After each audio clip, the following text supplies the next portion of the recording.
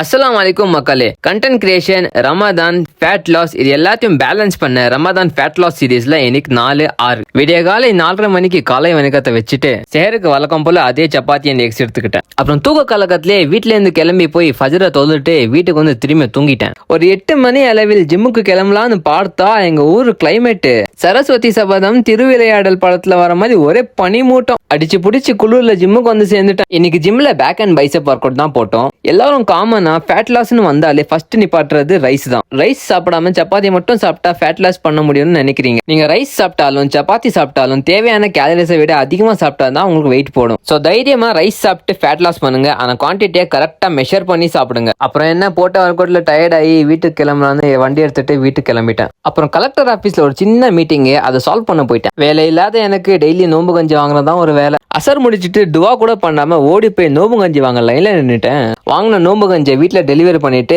குரான் படிக்க உட்காந்துட்டேன். இஃப்தாருக்கு chicken eating, fruits eating, chia seeds, water drinking. இதோ இவர் தான் ரொம்ப நாள் பிஸ்கெட் கொடுத்து இன்னைக்கு தான் வாக்கிங் வந்திருக்காரு. அப்படியே டெய்லி ஸ்டெப்ஸ் கம்ப்ளீட் பண்ணிட்டு வெளியே போறேன்.